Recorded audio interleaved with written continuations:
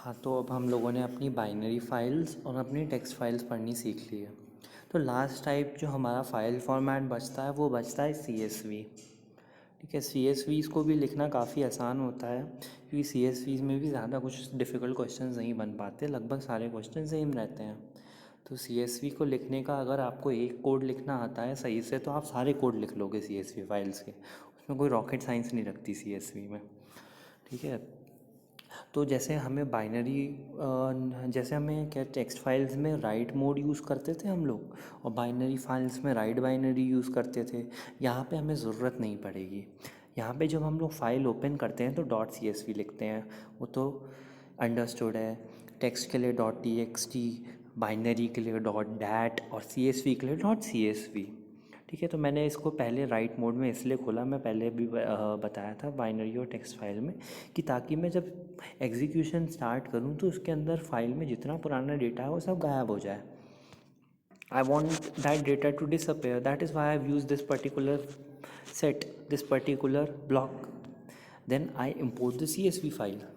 ठीक है, CSV files को रीड करने के लिए एक स्पेशल मॉड्यूल आता है जिसे हम CSV बोलते हैं।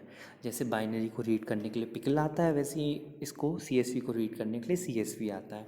फिर मैंने एकदम पहले की तरह, क्योंकि ये भी मेन्यू ड्रिवन आएगा, बिल्कुल पहले की तरह मैंने अपना एक राइट वन फंक्शन लिख दिया जो हमें राइट करने में मदद करेगा, जिसे हम कॉल कर सकते हैं बार बार जब हम लोग अपना लूप बॉडी चलाएंगे।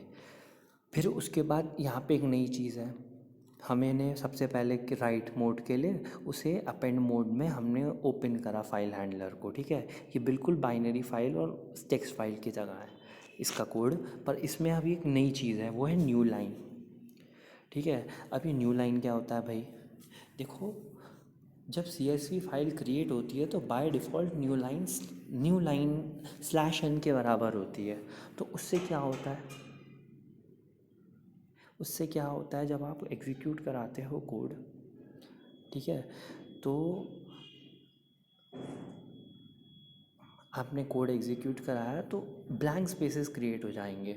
ठीक है, रो 1 होगी, उसके बाद एक ब्लैंक रो क्रिएट हो जाएगी, फिर रो 2 आएगी। तो जब आप उसको डेटा को रीड कराओगे तो वो एरर दे देगा, सही से रीड ही नहीं होगा, दिक्कत करेगा। तो इससे हम कैसे बच सकते हैं? इससे हम बच सकते हैं ये न्यू लाइन यूज़ करके। याद रखना, ये न्यू लाइन यूज़ ही होगी, वरना आप कुछ भी याद कर लो, कुछ भी उसका सिंटेक्स डाल लो, अगर ये न्यू लाइन नहीं लिखोगे तो वहाँ पे आंसर नहीं आएगा, दिक्कत करेगा, पक्की बात है। तो ये याद रखना, ये न्यू लाइन कैरेक्टर लिख देना, न्यू लाइन बराबर कॉमा कॉमा। ठीक है, कॉमा मतलब एम्प्टी स्ट्रिंग। फिर उसके बाद हमारा सेम बिल्कुल पहले जैसा enter student ID, enter student name, data enter करा लिया सी, फिर एक टी वेरिएबल के अंदर। ठीक है, वेरिएबल टी के अंदर हमने एक लिस्ट बना ली। ये टी एक लिस्ट है, ABC के एलिमेंट्स हैं। ए का इंडेक्स 0, इंडेक्सिंग, इसमें भी इंडेक्सिंग की ज़रूरत होती है, B का 1, C का 2। ठीक है, तो ये हमारा हो गया, इंडेक्स हमें पता है अपनी इस लिस्ट के। तो अब हम इस लिस्ट को क्या करेंगे, बाइनरी फाइल की तरह अंदर रीड करा देंगे। तो अब हम लोग रीड कैसे कराते हैं? इसके लिए हम लोग एक राइटर बनाते हैं। जैसे एक फाइल ऑब्जेक्ट हैंडलर होता है, फाइल हैंडलर होता है, वैसे ही एक राइटर हैंडल बनता है इसमें। ठीक है, तो राइटर हैंडल हम कैसे बनाएंगे? यहाँ पे मेरा फाइल राइटर, ये वेरिएबल मेरा राइटर हैंडल है। तो इसके लिए हमें CSV मॉड्यूल का यूज़ करेंगे। ठीक है, ये हमारी CSV है, फाइल राइटर बराबर CSV dot writer file. File हमारा ऑब्जेक्ट हैंडलर फाइल हैंडलर हो जाएगा इसका। ये हमारा फाइल हैंडलर, ये यहाँ पे यूज़ हो जाएगा राइटर के साथ। ओके, तो इस राइटर से हमारा फाइल राइटर फाइल हैंडलर बन गया। अब इस राइट हैंडलर की मदद से हम लोग राइट करा सकते हैं CSV फाइल में डेटा। तो राइट कराने का सिंटेक्स होता है हमारा राइट रो, राइट रो टी। राइट रो के अंदर केवल एक ही आर्ग्यूमेंट जाता है, तो यहाँ पे टी है। टी मेरी, मैंने अभी बताया, लिस्ट है जो मैंने A, B, C एलिमेंट से बनाई है। ठीक है, तो अब इस राइट रो के बाद ये रो CSV फाइल में राइट हो जाएगी।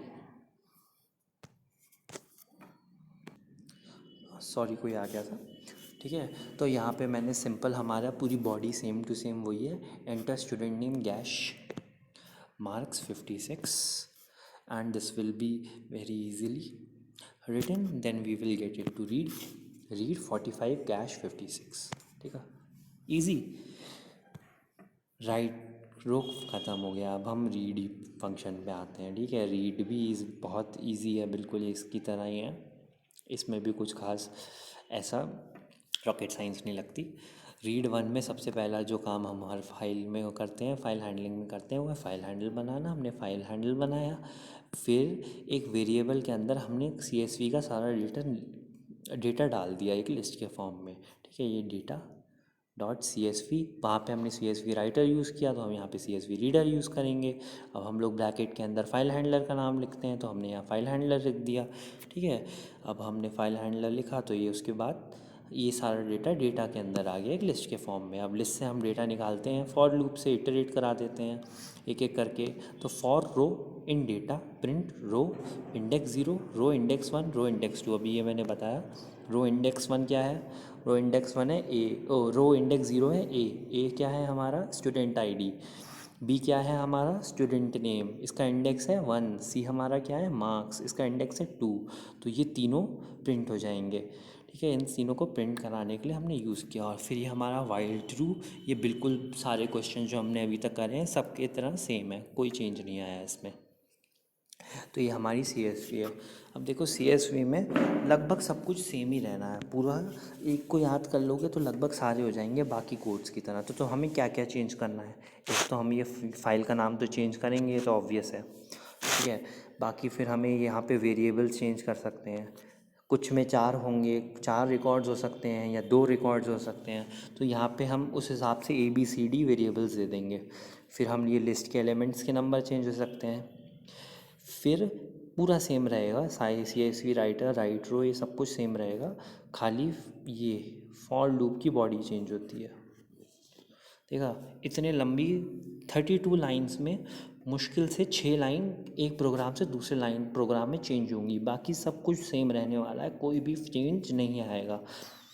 ठीक है, तो इसका भी अगर तुम एक प्रोग्राम याद कर लेती हो तो उससे काफ़ी हेल्प हो जाएगी, बाकी प्रोग्राम्स बड़े आराम से हो जाएंगे। ठीक है, अब देखिए मैंने एक कोड बना रखा है, ये CSV केवल रीड राइट था सिंपल, इसमें कुछ और नहीं था। एक मैंने दूसरा कोड बनाया है, इसमें क्या करेगा, इसमें ये कंडीशन रन करेगा मार्क्स बिटवीन 33 एंड 90। ठीक है, तो मेरा राइट फंक्शन तो बिल्कुल सेम रहा। मैंने यहाँ पे उस 3 वेरिएबल अपने डलवाए, स्टूडेंट मार्क्स उसे लिस्ट में कन्वर्ट करा एक वेरिएबल के अंदर, फिर उस वेरिएबल फिर मैंने राइट हैंडलर बनाया, फिर राइट हैंडलर की मदद से मैंने उसके अंदर लिस्ट की वैल्यू राइट करा दी।